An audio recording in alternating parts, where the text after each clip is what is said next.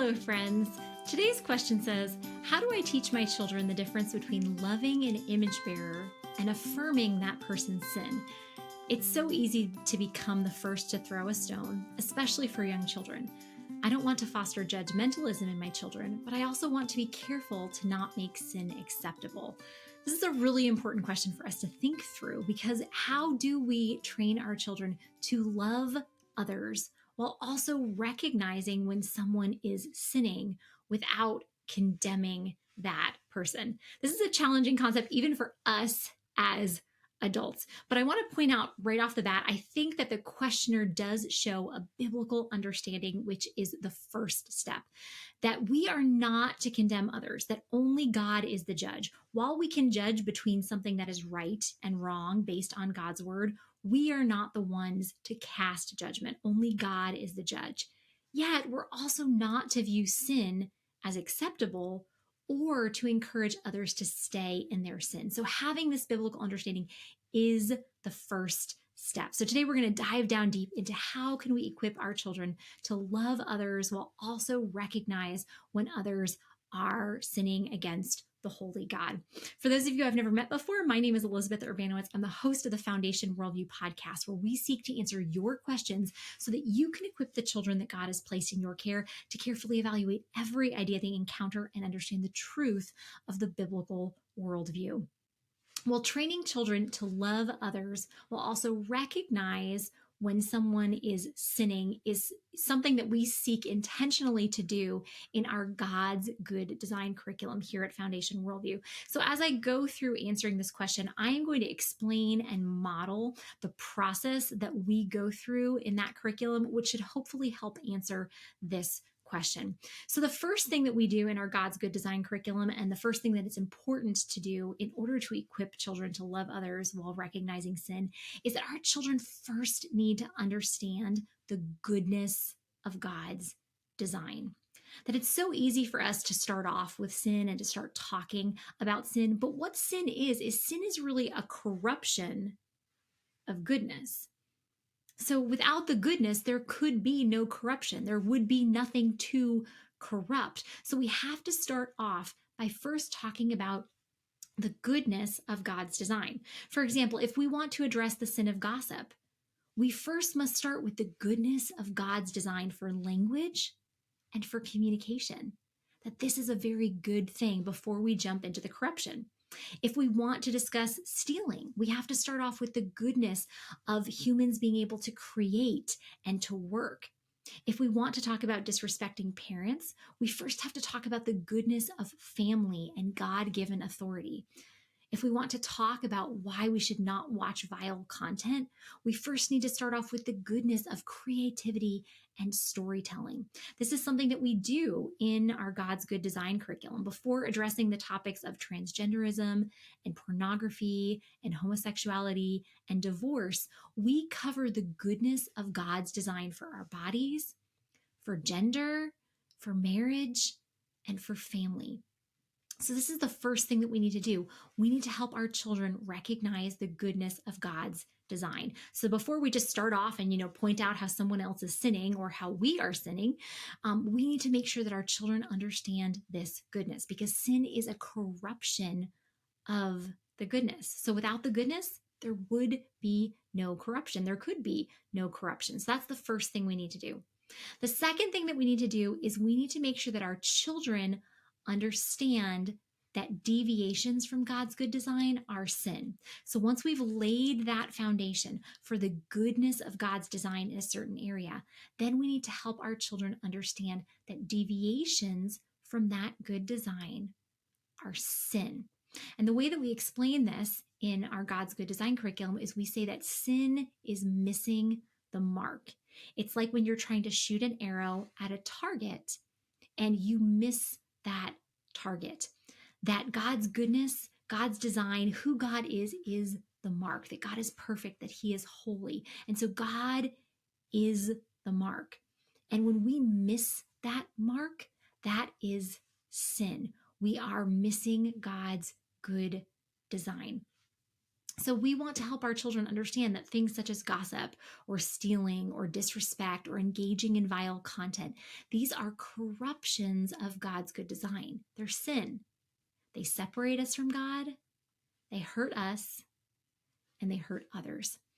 Now, an example that we use in our God's Good Design curriculum that I think can be a really helpful example is in that curriculum, when in the video where I'm teaching this, I hold up a glass and I ask the children, okay, what is the purpose of this glass? What was it designed to do? And we talk about how the glass was designed to hold water or to hold some other kind of liquid that humans then drink. And so I model that, drinking water and say, this glass works so well to hold water. And when I use it according to the designer's design, it refreshes me and it rehydrates me. And then I look at the glass and I say, well, what if I decided that I wanted to turn this glass upside down? I turn the glass upside down. I say, and what if I decided that I wanted to use this glass as a step stool? So I put it down on the ground, upside down, and I stood on top of it.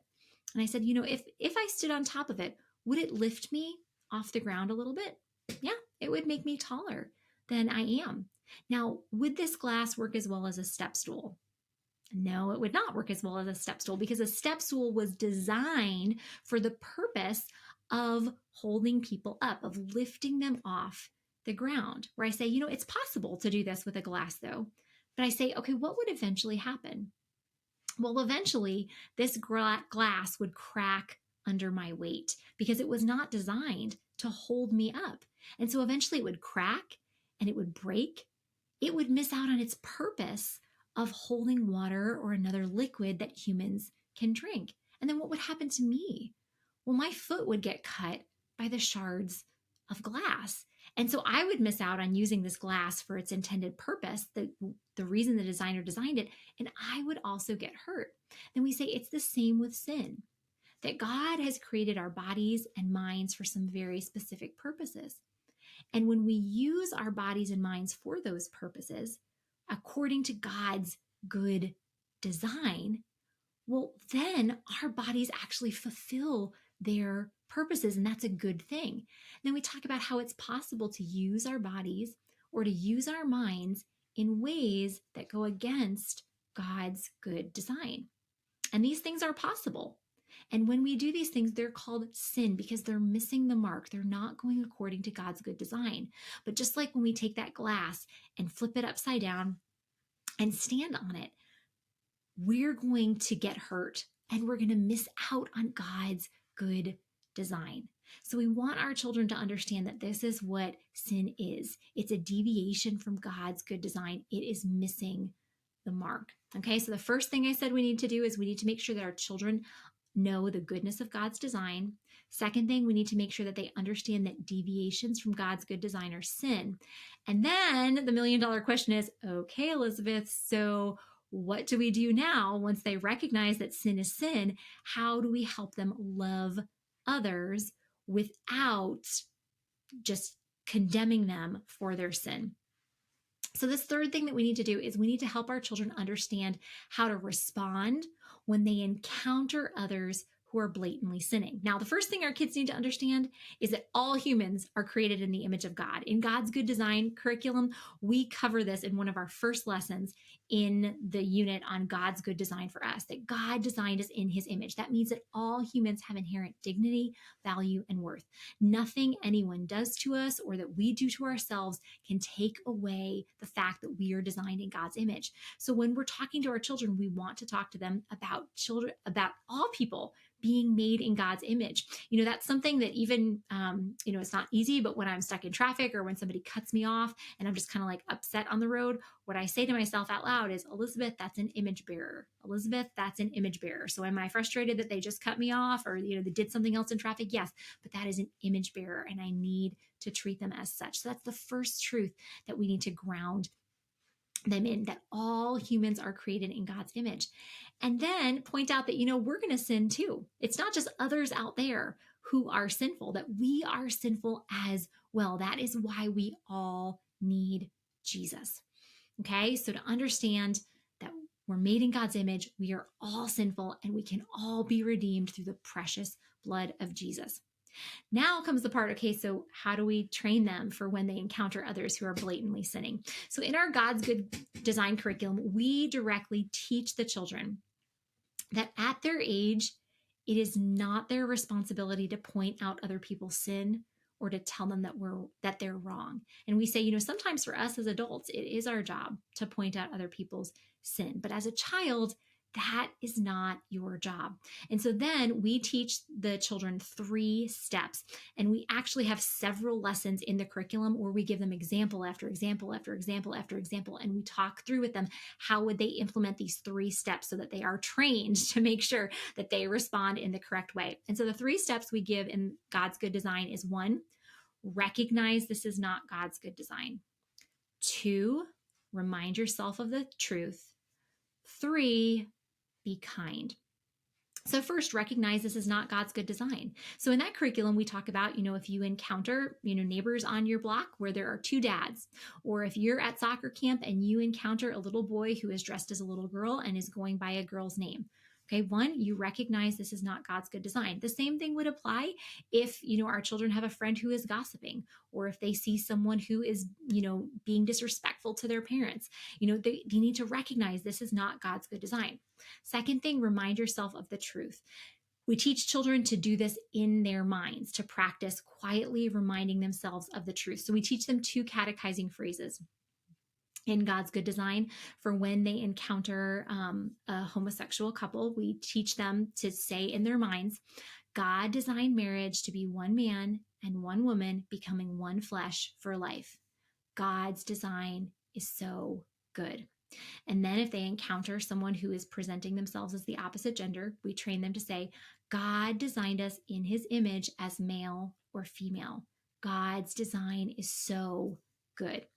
Okay, you can teach your children other catechizing phrases for other situations. That God has commanded children to respect their parents. God's design is so good. Or God has commanded me to use my tongue for building others up. God's design is so good. And so then have your kids practice saying these phrases in their minds. And then 3, be kind. Now, caveat, if our children are in a dangerous situation, they need to get to safety. If they're with a friend who a friend is stealing, they need to leave that friend immediately, okay? They can't stay with that friend while that friend is stealing. Or if they're in some other dangerous situation, they need to immediately get to safety. But if they're just encountering someone like, what we talk about in God's Good Design curriculum, if they're at soccer camp and there's a little boy there who's dressed as a little girl and is going by the name Jessica, we be kind, okay? We don't lie. We don't start calling him or her, but we invite that child to play. We ask them questions about themselves, okay? So 1, recognize this is not God's good design. 2, remind yourself of the truth. 3, be kind. So I hope that you see just with that model of what we teach children in the God's Good Design curriculum, this is something that can really be implemented in any and every situation for teaching our children the truth of loving those who are made in God's image, recognizing when others are not living according to God's good design, and then loving others without just affirming their sin. Well, that's a wrap for this episode, but if you found this content beneficial, please invest the 2 seconds, sometimes even just 1 second it takes to give this content a 5-star rating. If you think it's 5-star content, doing so just really helps us get this content out to more people to help them equip their kids to think critically and biblically. Also, if you have a question you would like for me to answer on a future Foundation Worldview podcast, you can submit that by going to foundationworldview.com/podcast. As we leave our time together, my prayer for you is that no matter the situation in which you and the children God has placed in your care find yourselves, that you would trust that God is working all things together for your good by using all things to conform you more into the image of his Son. I'll see you next time.